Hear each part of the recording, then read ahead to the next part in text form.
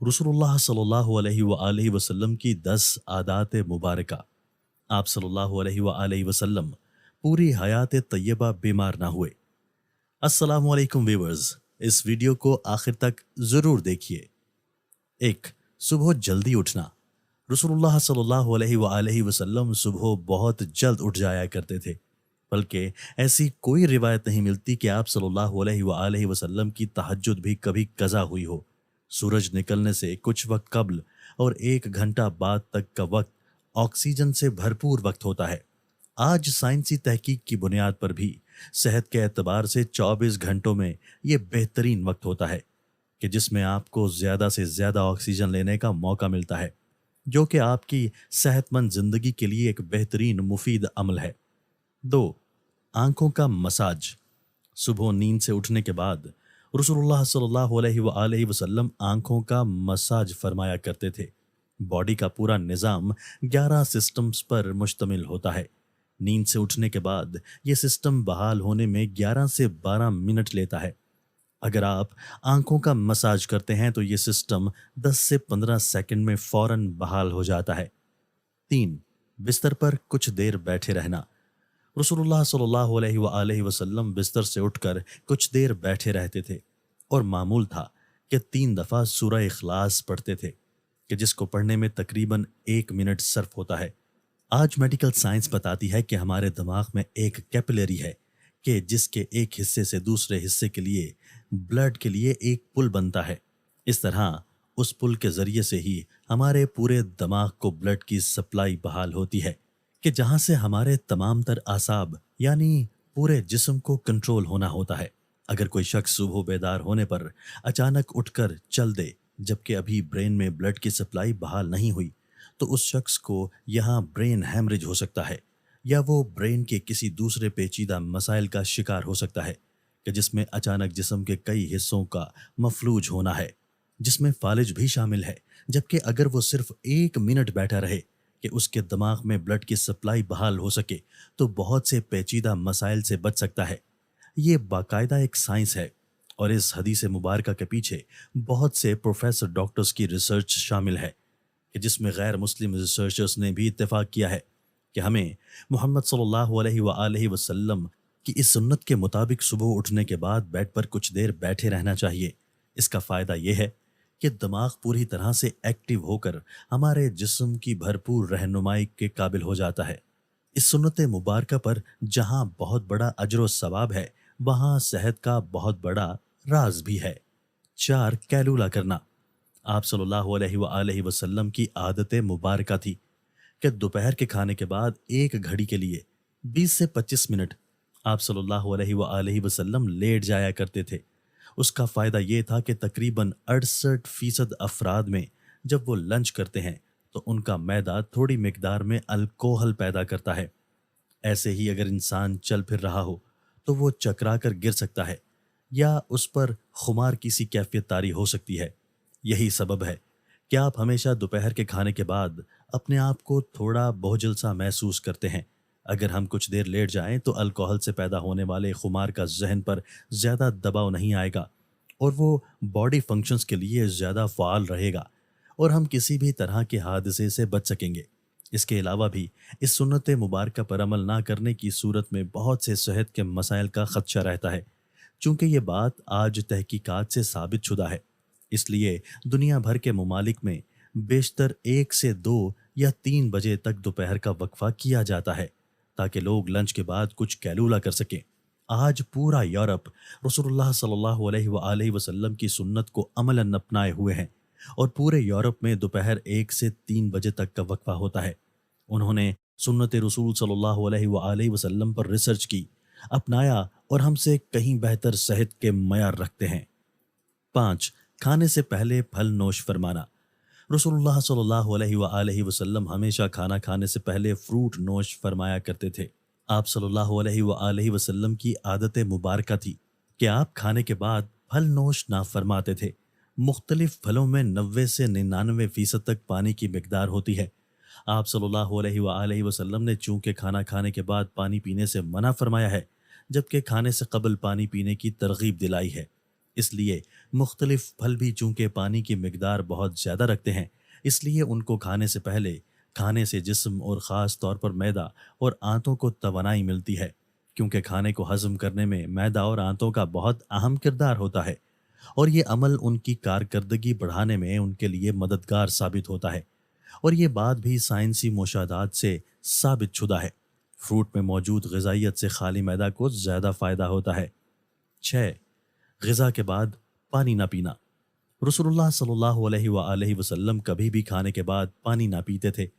آج علم و تحقیق سے جو باتیں سامنے آئی ہیں ان سے پتہ چلتا ہے کہ اس سنت مبارکہ پر عمل نہ کرنے کے اس قدر نقصانات ہیں کہ گمان بھی نہیں کیا جا سکتا۔ جب ہم کھانے کے بعد پانی پیتے ہیں تو کھانے میں جس قدر بھی فیٹس ہوتے ہیں وہ کھانے سے نکل کر معدے کے اوپر والے حصے کی طرف آ جاتے ہیں۔ باقی کھانا ہاضمے کے دوسرے مرحلے کے لیے چھوٹی آنت میں چلا جاتا ہے، اور اس طرح معدے میں رہ جانے والا فیٹ اور پروٹین معدے کے اندر انتہائی نقصان دہ گیسز پیدا کرتے ہیں، جبکہ ان سب کو کھانے کے ساتھ مکس ہو کر نظام کے اگلے مرحلے میں جانا تھا۔ ہم نے پانی پی لیا یا فروٹ کھا لیا تو یہ ہماری صحت کی بربادی کے لیے معدے ہی میں رہ گئے۔ ایک حدیث رسول صلی اللہ علیہ وآلہ وسلم کا مفہوم ہے کہ اگر کھانا کھا لینے کے بعد پانی کی حاجت ہو تو محض چند ایک گھونٹ لے لو اور اس کے بعد روٹی کا ایک لقمہ کھاؤ۔ جاپانی ریسرچ ہے کہ کھانے کے بعد پانی پینے سے جو فیٹ اوپر آ رہے تھے اور آپ نے جو بعد میں لقمہ کھا لیا تو فیٹ کے اوپر آنے کا سلسلہ نہ صرف وہی رک جاتا ہے بلکہ وہ دوبارہ غذا کا حصہ بن جاتے ہیں۔ اس لیے کھانا کھانے کے بعد پانی ہرگز نہیں پینا چاہیے کہ جو پیٹ میں نہ صرف گیسز، تیزابیت، بدہضمی کا باعث بنتے ہیں جبکہ بہت سے دل کے امراض کا تعلق بھی اسی سنت مبارکہ پر عمل نہ کرنے کا سبب ہی ہے۔ 6. وضو۔ ہم دن میں 5 فرض نمازوں کے لیے کم از کم 5 بار وضو کرتے ہیں، کیونکہ وضو کے بغیر نماز نہیں ہوتی، اور منہ، ناک، ہاتھ، بازو، سر اور پاؤں دھوئے بغیر وضو نہیں ہوتا۔ یعنی دن میں 5 بار ہم جسم کے ان تمام اعضاء کو دھوتے ہیں۔ وضو میں ہم جسم کے تمام ظاہری اعضاء دھوتے ہیں کہ جن پر مٹی اور کاربن لگ جاتی ہے۔ آج سائنسی مشاہدات یہ بات ثابت کرتے ہیں کہ جسم کے جن اعضاء پر مٹی یا کاربن لگ جاتی ہے تو اگر ان کو صاف نہ کیا جائے اور وہ جسم کے اس حصے پر زیادہ دیر لگے رہیں تو ان اعضاء اور دماغ کا کنیکشن کمزور ہو جاتا ہے، یعنی جسم کا اعصابی نظام کمزور ہو جاتا ہے، چونکہ وہ مسلسل دماغ کو یہ پیغام بھیج رہے ہوتے ہیں جسم پر کوئی چیز آ گئی ہے اور اس کی صفائی کا اہتمام کیا جائے۔ اگر ایک شخص صبح منہ دھوتا ہے اور اس کے بعد شام میں آ کر دھوتا ہے تو اس کے اعضاء اور دماغ کا تعلق کمزور پڑ جاتا ہے کہ جس کے بعد میں وہ بہت سے اعصابی مسائل کا شکار ہو سکتا ہے۔ اسلام کم از کم دن میں 5 بار آپ کے اعضاء کی صفائی کا بندوبست کرتا ہے، اور جمعہ کے روز ناخن، زیر ناف اور بغلوں کے غیر ضروری بال کاٹنے سمیت مکمل صفائی کا اہتمام کرتا ہے۔ رسول اللہ صلی اللہ علیہ وآلہ وسلم نے نہ صرف ایسا کرنے کا حکم فرمایا ہے بلکہ یہ سب آپ صلی اللہ علیہ وآلہ وسلم کی سنت مبارکہ کا حصہ بھی ہے۔ 7. جلد سونا۔ رسول اللہ صلی اللہ علیہ وآلہ وسلم کی ایک اور عادت مبارکہ یہ بھی تھی کہ آپ صلی اللہ علیہ وآلہ وسلم رات جلد سو جایا کرتے تھے۔ عموماً آپ صلی اللہ علیہ وآلہ وسلم نماز عشاء کے فوراً بعد سو جاتے تھے، یعنی رات جلد سونا اور صبح جلد اٹھنا آپ صلی اللہ علیہ وآلہ وسلم کے معمولات میں شامل تھا۔ ہماری بائیولوجیکل واچ جو کہ ہمارے پورے جسم کے نظام کو منظم کرتی ہے، جب یہ باہر اندھیرا دیکھتی ہے تو یہ آپ کے جسم کو سونے کا سگنل دے دیتی ہے۔ جسم کو تیاری کے لیے یہ 1.5 سے 2 گھنٹے کا ٹائم دیتی ہے کہ اس وقت تک آپ کو لازمی سونا ہے۔ نوٹ کیجئے کہ نماز مغرب اور عشاء میں بھی تقریباً اتنا ہی دورانیہ ہوتا ہے۔ اس کا فائدہ یہ ہوتا ہے کہ آپ کے جسم کے اندر بائیولوجیکل واچ کے تحت ایک ڈاکٹر جاگ جاتا ہے جو آپ کے پورے جسم کی مینٹیننس کرتا ہے۔ اگر کہیں زخم آ گیا ہے اس کو ریپیئر کرے گا، اگر جگر یا کسی اور اعضاء میں کچھ مشکل ہے تو اس پر کام کرے گا، بلکہ سونے کے بعد سب سے پہلے جگر پر ہی کام ہوتا ہے۔ اور جو جگر کے مریض ہیں ان کے لیے یہ رائے بھی ہے جہاں وہ اپنا علاج کر رہے ہیں وہ اپنی جگہ لیکن اپنی نیند کے نظام کو بہتر کر کے اپنے جسم کے ڈاکٹر کو علاج کا موقع دیجیے اور پھر اس کے اثرات دیکھیے۔ رات 10 بجے سے 12 بجے تک جگر اور اس کے ارد گرد کے اعضاء کی مینٹیننس ہوتی ہے اور اس کے بعد درجہ بدرجہ پورے جسم کی مینٹیننس ہوتی ہے، اور یہ عمل روزانہ کی بنیاد پر ہوتا ہے۔ اللہ رب العزت نے آپ کے جسم میں ایک آٹومیٹک نظام رکھا ہے، اور یہ نظام تب کام کرتا ہے کہ جب آپ جلدی سونے کی عادت اپناتے ہیں۔ عہد جہالت میں عربوں میں ایک رواج تھا کہ رات کے کھانے کے بعد ان کے ہاں شعر و شاعری اور دیو مالائی کہانیوں کی محفلیں ہوتی تھی، جو رات گئے 2 بجے تک چلتی رہتی تھی۔ اور اس ماحول میں رسول اللہ صلی اللہ علیہ وآلہ وسلم کا رات جلدی سونا بھی ان کے نزدیک ایک قابل اعتراض عمل تھا۔ یہ تو عہد جہالت تھا، لیکن آج ماڈرن ایج کا دعویٰ کرنے والے ہم مسلمانوں کے ہاں بھی دیر تک جاگنے کو نہ صرف قابل اعتراض نہیں سمجھا جاتا، بلکہ کچھ حد تک تو قابل فخر بھی جانا جاتا ہے۔ عہد جہالت کی محفلوں کی جگہ آج ماڈرن انٹرنیٹ اور سیٹلائٹ ٹیکنالوجی نے لے لی ہے، لیکن جلدی سونا رسول اللہ صلی اللہ علیہ وآلہ وسلم کے معاملات میں تھا، کیونکہ جسم کے اندرونی ڈاکٹر کی افادیت سے واقف تھے۔ اور یہی وجہ ہے کہ پوری حیات مبارکہ میں رسول اللہ صلی اللہ علیہ وآلہ وسلم ایک لمحے کے لیے بھی بیمار نہیں ہوئے۔ مسواک کرنا، رسول اللہ صلی اللہ علیہ وآلہ وسلم مسواک کو بہت پسند فرماتے تھے، اور خصوصاً دن میں 5 دفعہ ہر نماز میں وضو کے ساتھ تو ضرور اس کا اہتمام فرماتے تھے۔ اس کے علاوہ بھی جب گھر تشریف لاتے، کسی محفل میں حاضری سے پہلے غرض موقع بے موقع مسواک کا اہتمام کرتے، اور مسواک کو بہت محبوب رکھتے تھے۔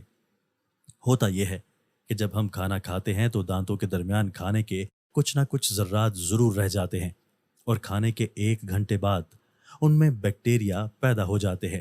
محسوس کیجیے گا کہ دانتوں میں رہ جانے والے ذرات 2 گھنٹوں پر نرم ہو جاتے ہیں، اور اس کی وجہ یہ بیکٹیریا ہی ہیں۔ اس لیے ہمیں کہا گیا کہ کھانے سے پہلے، بعد، سونے سے پہلے، بعد مسواک کا اہتمام کیا جائے، ورنہ یہ آپ کے ہارٹ اٹیک کا بھی سبب بن سکتی ہے۔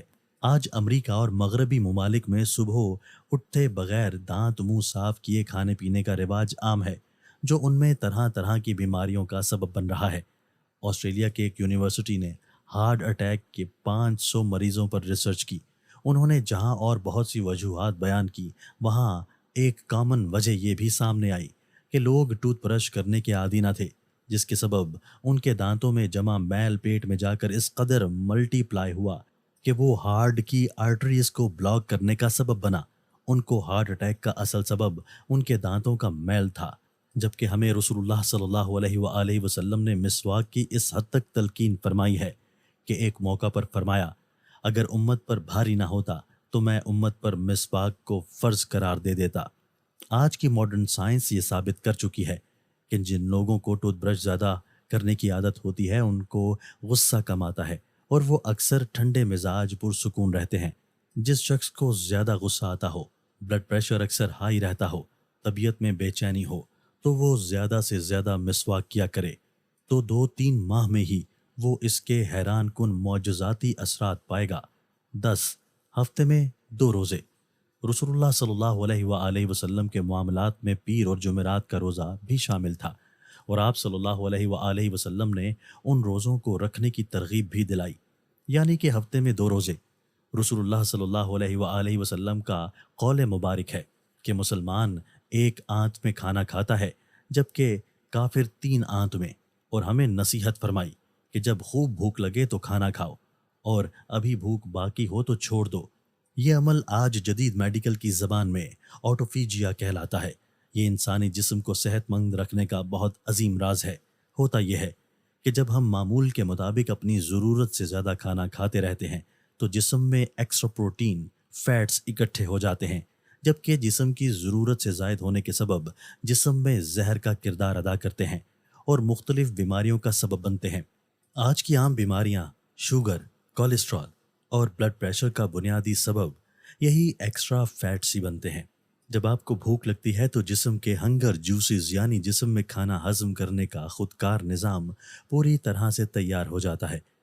اگر ہم نے 100 لقمے کھانے تھے مگر 70 پر ہاتھ روک لیا تو باقی 30 لقمے کہ جن کی جسم کو ضرورت تھی، جسم میں وہ ضرورت ان ایکسٹرا پروٹین اور فیٹس کو کھا کر پورا کرتا ہے۔ جسم اپنے خودکار نظام کے تحت اکٹھے ہونے والے زہر کو ختم کرتا رہتا ہے، اور آپ صحت مند رہتے ہیں۔